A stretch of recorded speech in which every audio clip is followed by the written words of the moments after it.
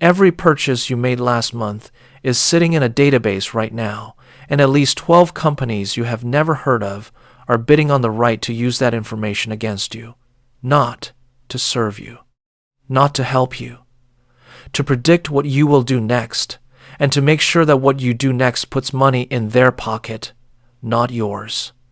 You were not asked for permission. You were not given a choice. The transaction happened in milliseconds, in a language of code you will never read, inside a system you were never meant to understand. And the strangest part is not that they are watching you. The strangest part is that there was a time, not so long ago, when none of this was possible, when a man could walk into a store, pay with paper, walk out, and leave no trace behind. That world is not ancient history. Your grandparents lived in it.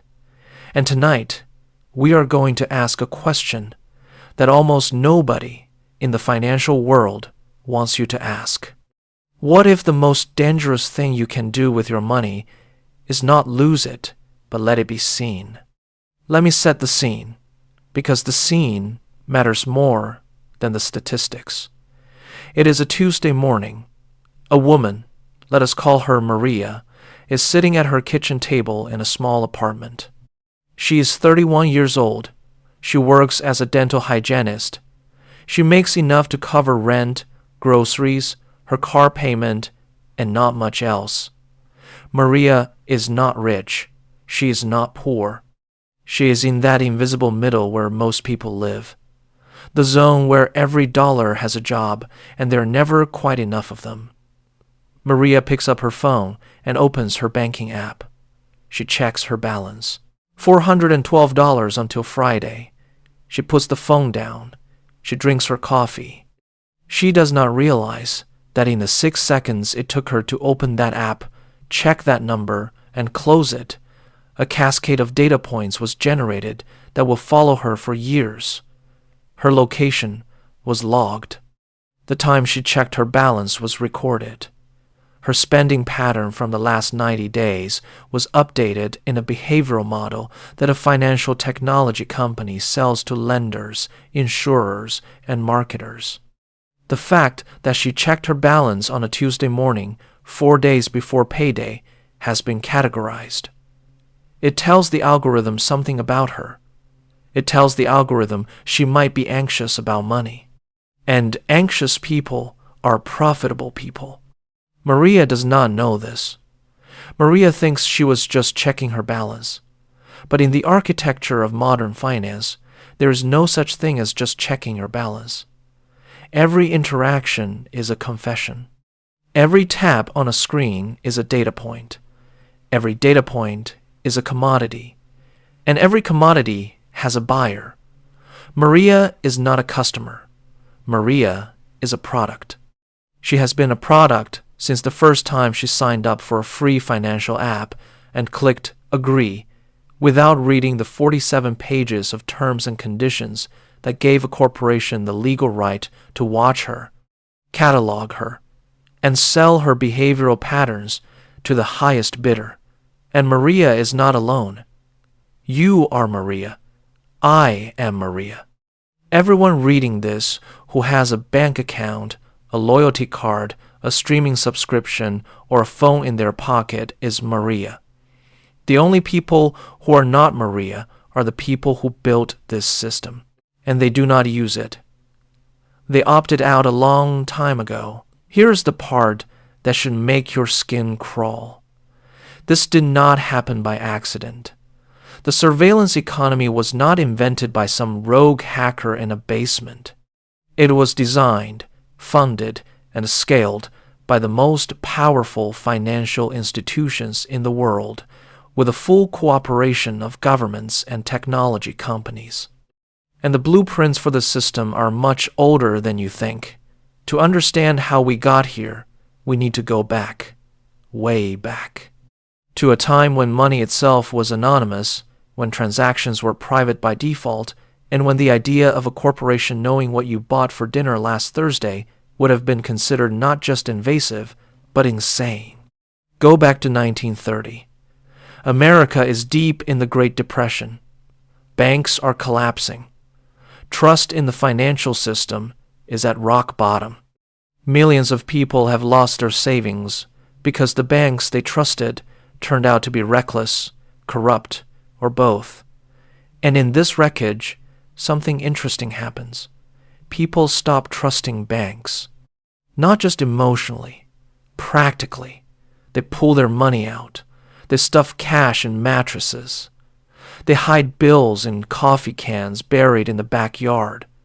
They pay for everything in paper, cash, coins, money orders. The entire American economy, for a brief and terrifying period, goes dark. Not because of some ideological movement, because people are afraid. And when people are afraid, they do the most rational thing possible.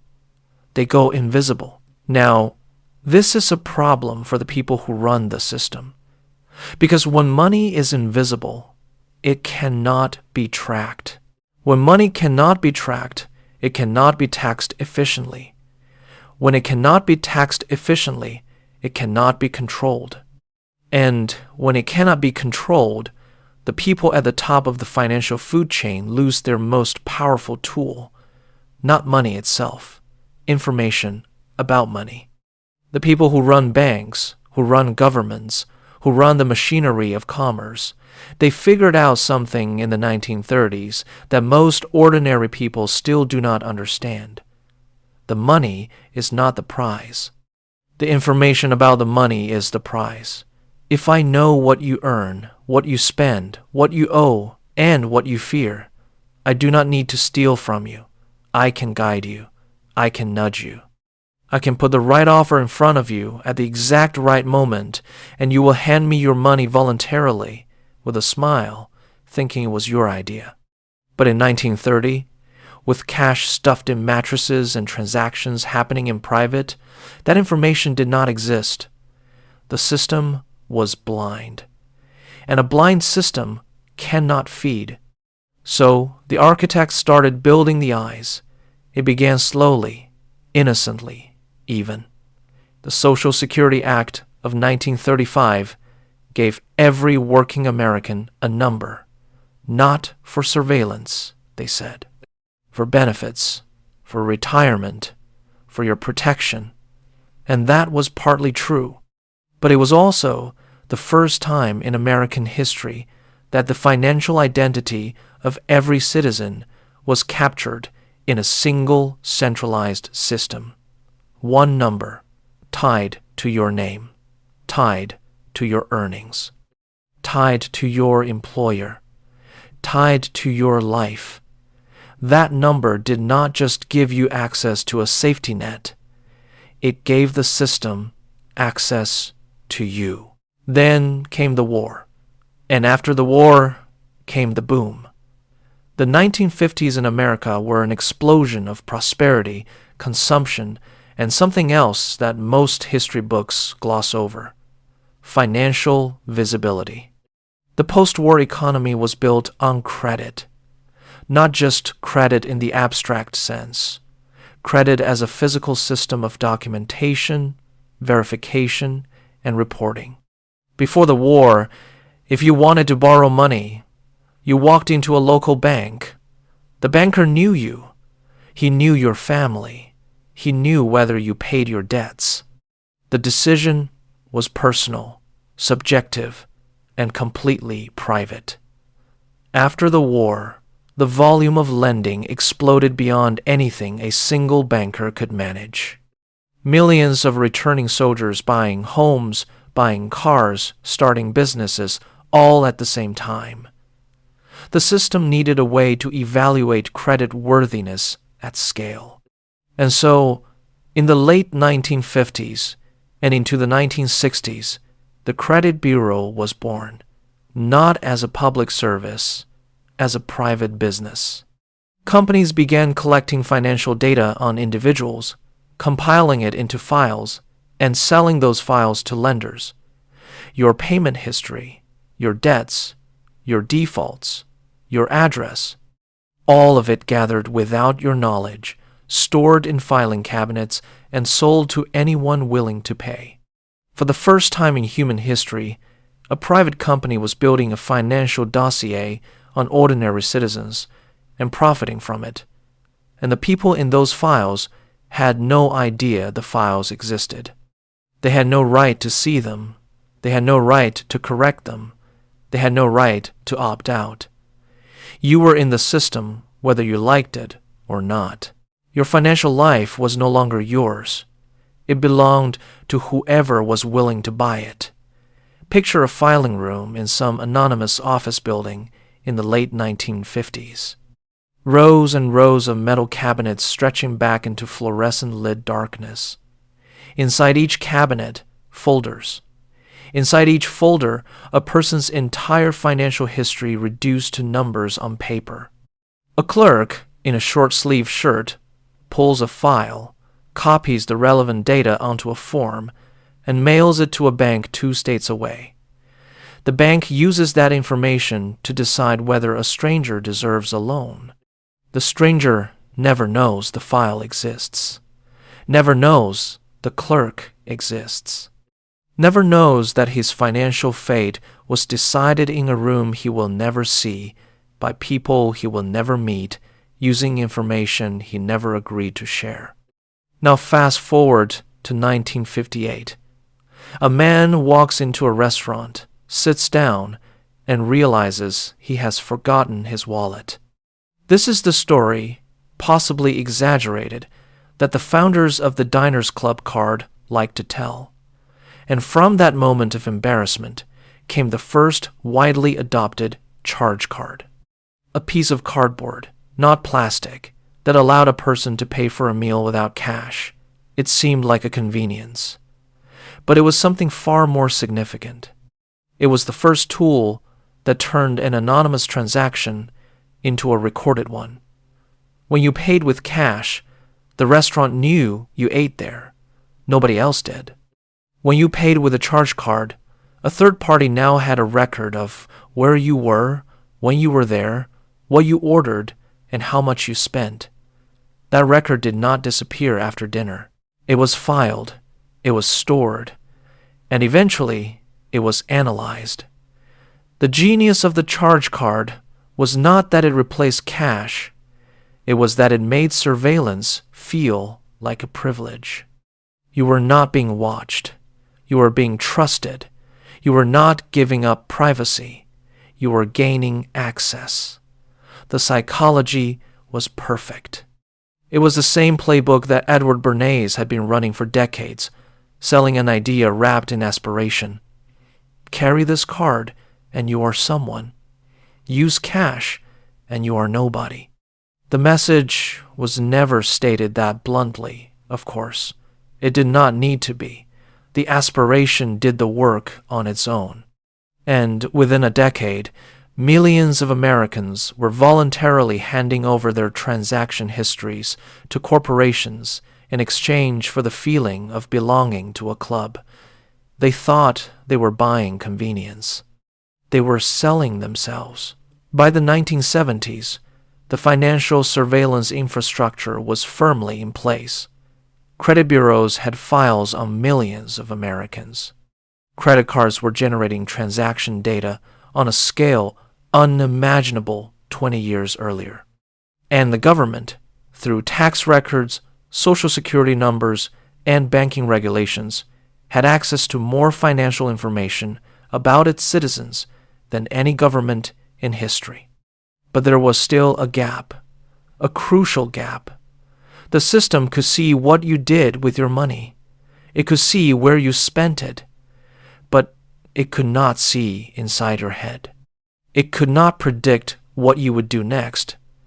That was the final frontier. The 1990s brought the internet. The 2000s brought the smartphone.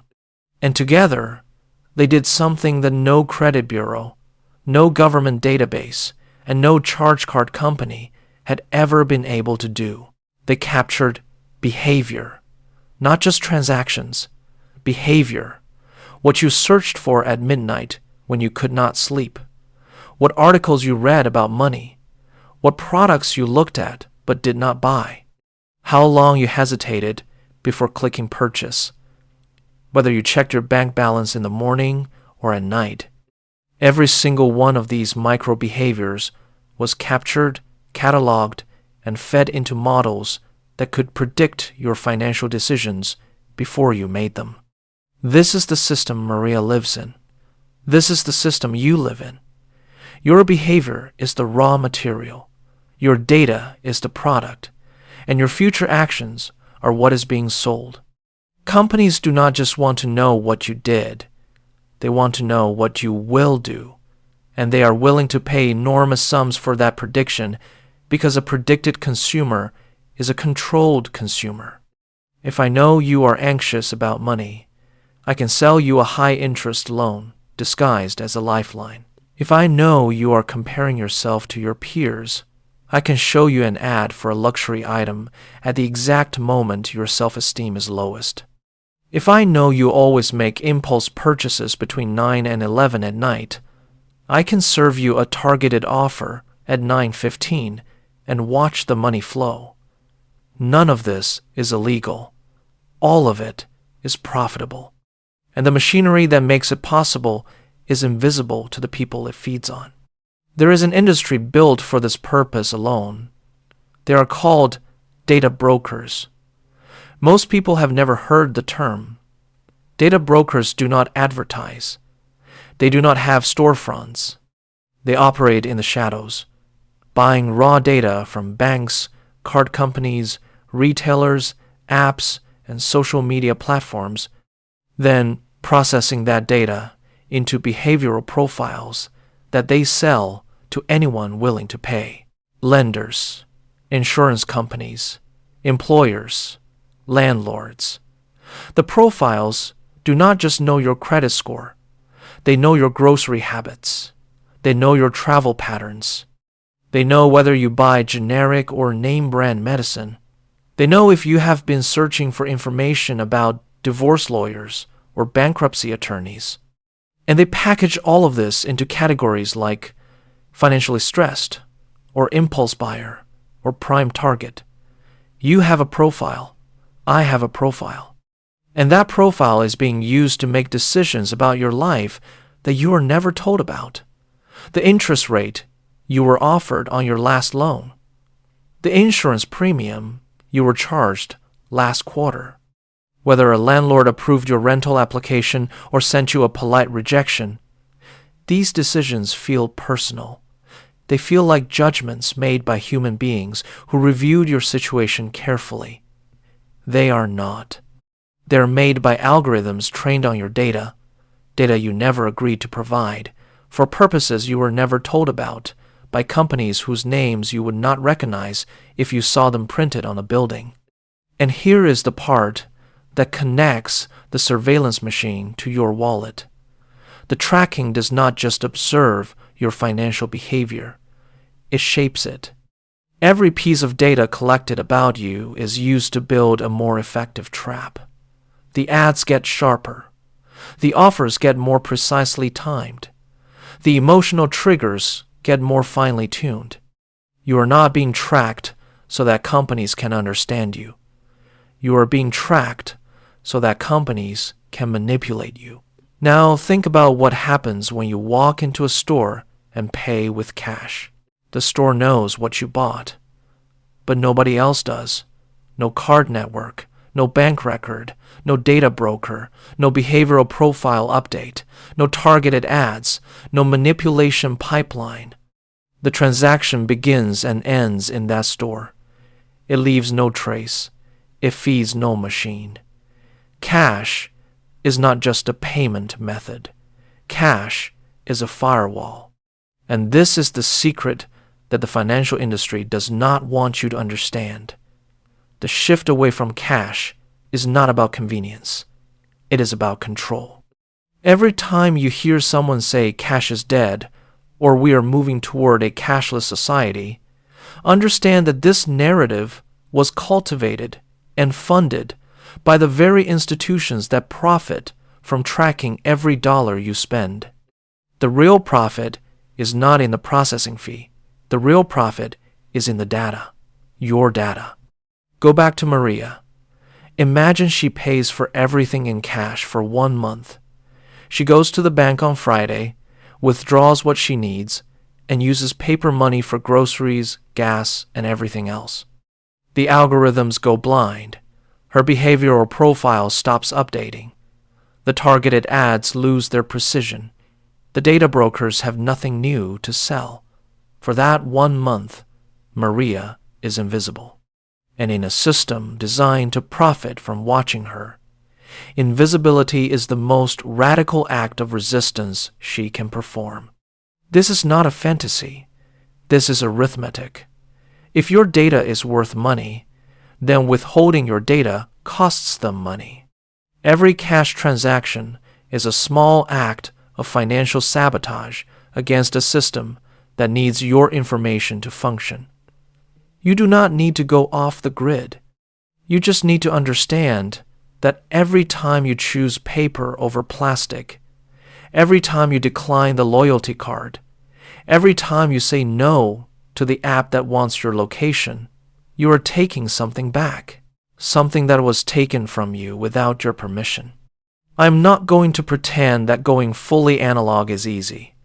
The system has been designed to make cash inconvenient, to make digital payment effortless, to make surveillance the path of least resistance. Try to rent an apartment without a credit history. Try to book a hotel without a card on file. It is nearly impossible, and that is not an accident. That is the architecture working exactly as intended. The system does not need to make cash illegal. It just needs to make cash difficult, awkward, suspicious even. But there is a growing number of people, quiet people, careful people, who are choosing the analog life deliberately, not because they are paranoid, because they are strategic. They have looked at the system, understood how it works, and made a calculated decision to starve it of the one thing it needs most, their information. They use cash for daily purchases. They do not use loyalty programs. They do not download apps that require access to their contacts, their location, or their spending history. They pay their bills by check or money order. They negotiate prices in person instead of clicking accept on whatever number a screen shows them. They live in the modern world, but they refuse to feed the machine that runs it. And these people are, on average, wealthier than their surveilled counterparts. Not because going analog makes you rich, but because the habits required to go analog, the discipline, the intentionality, the willingness to slow down and pay attention, are the exact same habits that build wealth. A person who pays cash cannot overspend because they can see the money leaving their hand. A person who is not targeted by precision advertising is not manipulated into purchases they do not need. The ancient Romans understood this, though they would not have used our language. In the Republic, Roman citizens valued something they called libertas. It is usually translated as liberty, but that translation misses the point. Libertas was not just freedom to act, it was freedom from being watched.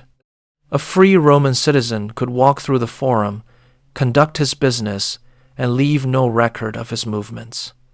A slave could not. A slave was tracked. A slave's labor was recorded. A slave's movements were known. The distinction between a free man and a slave was not just about chains. It was about visibility. The free man was invisible by default. The slave was visible by design. Think about that for a moment, and then think about which category you fall into today. The system will not stop. There is too much money watching you. The machine will keep running. But you do not have to keep feeding it. You can choose the envelope of cash over the tap of a card. You can choose the local store where they know your face over the online marketplace that knows your browsing history. You can choose the analog life not as a rejection of the modern world, but as a declaration of independence within it. Because here's the final truth. Money is not just a tool for buying things. Money is information. And whoever controls the information controls the person who spends it. For 100 years, the architects of the financial system have been building better and better tools to capture that information.